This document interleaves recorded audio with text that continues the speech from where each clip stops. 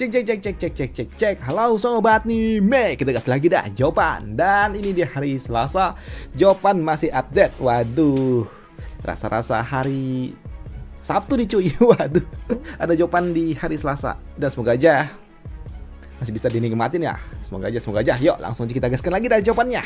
Langsung aja kita gaskan. Mereview sedikit dari part sebelumnya. Saat ini keluarga Luo mereka pun datang dan mereka juga join akhirnya di dalam pertempuran ini. Dan di sini keluarga Luo mereka langsung memberikan sebuah efek yang cukup luar biasa, bertempur bersama dengan sekte Moche melawan murid-murid dari sekte Xuantian. Namun melihat Zhao Fan yang membawa murid-murid dari sekte Moche yang lainnya, tentunya membuat Han Qianying yang pun bertanya ada apa dan kenapa murid-murid dari sekte Moche datang semua. Begitu juga dengan para tetua, hingga membuatnya pun bertanya kedudukan apa yang dimiliki oleh Zhao Fan di sekte, hingga mereka semua datang seperti ini. Apakah master sektemu benar-benar menyerahkan seluruh kekuatannya untukmu? Ucap dari Han Qianying. Tapi untuk Zhao Fan dia pun enggan menjawab itu semua, dan dia mengatakan nanti kita selesaikan urusan itu. Ucap dari Zhao Fan. Dan di sini Zhao Fan dia juga mengatakan kalau sekarang yang harus mereka lakukan adalah menghapuskan seluruh ancaman yang mungkin saja akan datang di kemudian hari. Kita harus menyingkirkannya dengan tuntas. Ucap dari Zhao Fan sembari terus menatap ke arah Master Sekte Xuan.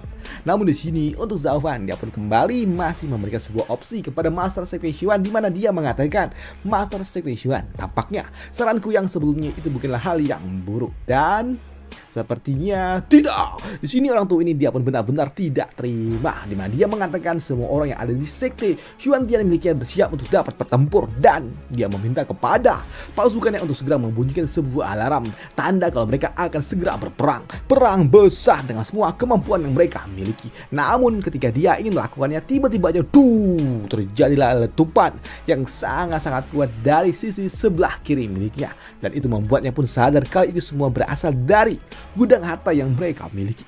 Itu adalah gudang harta. Mereka berusaha merebut zirah dan juga senjata milik kita. Ucap dari orang tua ini, yang tentunya hal itu juga membuat mereka pun bingung bagaimana bisa mereka tahu tentang letak gudang senjata yang dimiliki oleh sekte Xuantian. Yang membuat mereka pun tahu ini semua pasti adalah ulah dari seorang pengkhianat, yang membuatnya pun langsung menunjuk ke arah Dan Er.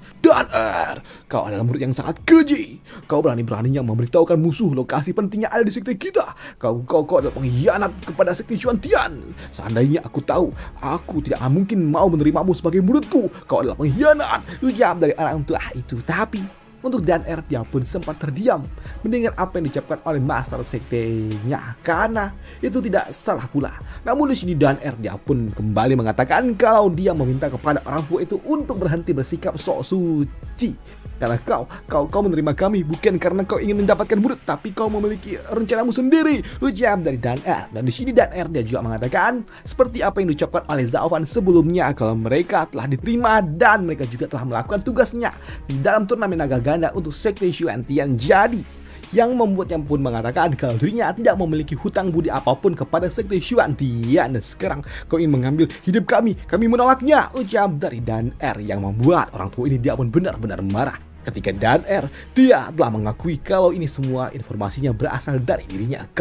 Kau dasar murid pengkhianat, kau telah terseret oleh iblis. Maka dari itulah aku harus membersihkan iblis yang ada di tempat ini. Ujar dari orang tua itu sembari melemparkan senjata tingkat 10 miliknya kepada Dan Er, yang tentunya hal itu hanya dapat membuat Dan Er terdiam ketika serangan itu pun datang melesat ke arah dirinya secara langsung. Tapi ketika serangan itu pun datang dan hanya tinggal beberapa jarak di sini, serangan itu pun berhenti tepat di hadapan dari Dan Er. Dan untuk tombak tingkat 10 itu dia pun kembali kepada penggunanya, kembali kepada tuannya. Dan di sini untuk Zhao Fan dia pun mengatakan, "Hei orang tua, apakah kau pikir kau bisa menyingkirkan Dan Er tepat di hadapan dari diriku? Dia saat ini adalah orangku." Ucap dari Zhao Fan yang tentunya membuat orang tua ini dia pun sangat-sangat kesal dengan apa yang dilakukan oleh Zhao Fan. "Zhao Fan, aku tidak pernah membiarkan kau melakukan apa yang ingin kau lakukan." Ucap dari orang tua ini. Tapi untuk Zhao Fan, hilih, dasar orang tua, kau sungguh sangat munafik. Andai saja kau ada di posisiku, pasti kau juga akan melakukan hal yang sama kan? Hele, dasar orang tua hilih. Ya gitulah. Namun di sini untuk Zhao Fan dia juga mengatakan kepada orang tua itu kalau hari ini aku datang untuk 3 buah hal. Yang pertama, aku datang ke tempat ini untuk menjawab pertanyaan yang diberikan oleh istriku di 10 tahun yang lalu. Dan yang kedua adalah Aku datang ke tempat ini untuk merebut istriku kembali dan membawanya pergi dari tempat ini karena dia ada di tempat ini karena diriku pula. Dan yang ketiga adalah aku harus menghapuskan setiap ancaman tersembunyi di depannya.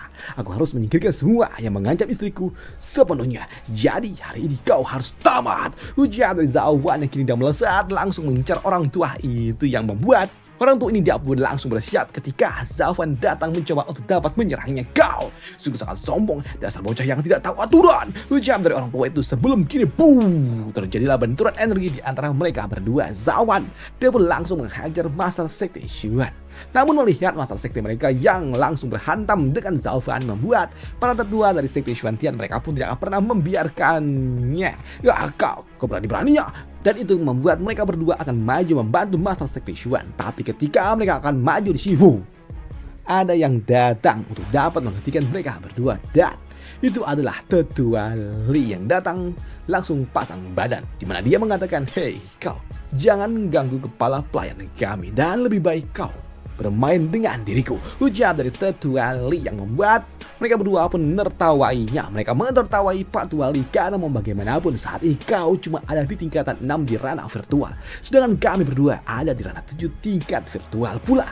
Dan kau mencoba untuk dapat menghentikan kami. Wow, jelas itu hanyalah sebuah angan-angan kosong. Ujar dari kedua orang tua itu yang membuat Tetua Li, dasar orang tua yang tidak tahu akan tempatnya. Kau pikir aku adalah orang biasa? Tidak, aku adalah orang yang mengikuti pelayan Zhao, yang artinya aku jauh berbeda daripada orang-orang biasa seperti kalian. Dan jangan samakan tingkat kultivasi yang kita miliki itu sama. Walaupun memang saat ini Tetua Li ada di bawah dari orang tua itu, dan pemikiran konyolmu itu sepertinya itu hanya akan membuat kalian benar-benar hancur, yang membuat mereka pun kesal dengan apa yang diucapkan oleh Pak Tua Li, yang membuat orang tua ini dia mengatakan, "Gak, dasar orang tua yang tidak tahu diri. Kami akan tunjukkan kepadamu betapa kekuatannya kami. Kami akan menggunakan kampak kami untuk dapat menghancurkan para iblis." Ujar dari orang tua itu yang kini mereka berdua menyatukan kekuatan mereka, menggabungkan kekuatan jiwa mereka membentuk sebuah kampak emas untuk dapat menghancurkan Pak Tua Li yang ada di depan sana. Kau pikir kau bisa menghentikan kami? Ya, tidak, ujar dari orang tua itu. Namun